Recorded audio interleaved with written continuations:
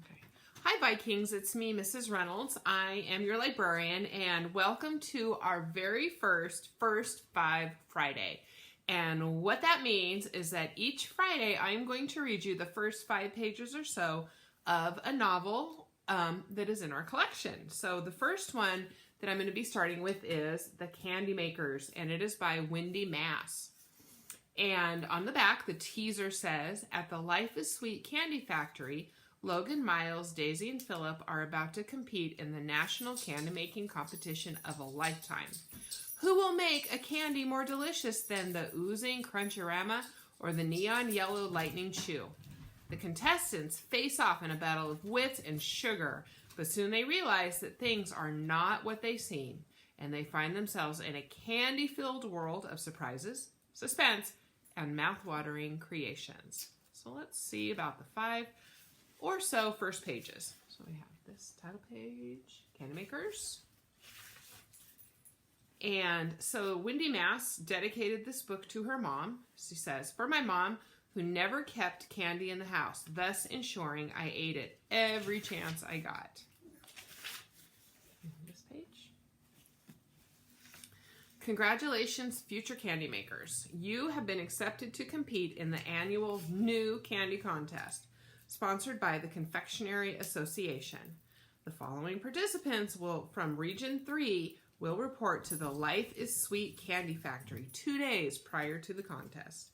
Logan Sweet, Miles O'Leary, Daisy Carpenter, Philip Ransford III.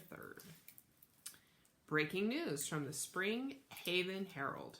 The results are finally in from the Confectionery Association's annual New Candy Contest. 32 12-year-olds from around the country were invited to create a brand new candy to enter into this highly respected 100-year-old competition. According to insiders, the competition was particularly fierce this year. The contest day was marked by surprises that rocked the very foundation of the candy industry, including the shocking news that one of the country's most celebrated candy factories will close its doors. The winning candy will soon be available nationwide. However, the factory that will manufacture the winning candy has not yet been decided. Things you need to know. Once there were 4 children whose names were Logan, Miles, Philip, and Daisy. Each of them had recently turned 12, and although none of them knew it yet, their lives would never be the same. You might ask, what makes them so special that their essays were selected over hundreds of others? Why do they each want to win the contest so badly they are willing to risk everything? Perhaps it would be the best to show you. Let's start with Logan, since he is the candy maker's son after all. But don't think he has an edge in the contest just because he was born smelling like chocolate. Logan has the hardest task, for he must be your eyes and ears.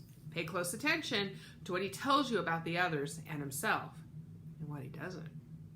The others will get their chance too, but it's only fair to start with Logan, because if it weren't for his father's generous invitation to help prepare the others for the contest, Miles, Daisy, and Philip wouldn't be standing outside the Life is Sweet Candy Factory right now, wondering if they should just knock on the huge wooden door or just let themselves in. Part 1. Logan. Chapter 1. Logan didn't have to open his eyes to know that morning had arrived. The sweet smell of cotton candy wafting into his room worked better than any alarm clock. He rolled over so his nose nearly touched the air vent. You might think that if your bedroom were inside a candy factory, your bed would be shaped like a lollipop. But Logan had gotten rid of the lollipop-shaped bed last month when he turned 12. It had become uncomfortable, not being able to bend his knees while he slept. Logan loved the start of a new day, when the air was thick with possibilities, and in his case, with the smell of chocolate, caramel, nougat, and spun sugar. The breeze through his open window brought the room to life. The pages of his comic books rose and fell as if they were taking deep breaths. Paper drawings on the walls fluttered. The fur of his stuffed dragon rippled, making it appear to be moving very quickly without it actually moving at all. Logan focused his attention on his breath as he did first thing every morning. He breathed in And breathe out. With each new breath, he recounted the things he was grateful for. The new day, being here to enjoy it, his parents, the factory, and all the people who worked there. In, out, in, out. He matched his rhythm with the familiar hums and whirs of the candy machines powering up for the day. The sizzle of licorice root on the stove made him pause mid-inhale. Soon his mother would start scraping cinnamon bark onto his oatmeal that she made him each morning, and he always liked to be in the kitchen for that part. So, what are we going to do today? His dad sang outside Logan's door. Make some candy! Logan replied automatically, his voice still scratchy. And why are we going to do it? Without waiting for Logan to answer, his father continued the chant as he did every morning, to make the whole world smile. So there's the first 5 or so pages of the book. Remember, it's called The Candymakers by Wendy Mass, and it's our collection. If you're interested in this book, put it on hold, and I'll get it checked out to you and bring it to you. All right, you guys, thanks for hanging out with me on the first 5 Friday.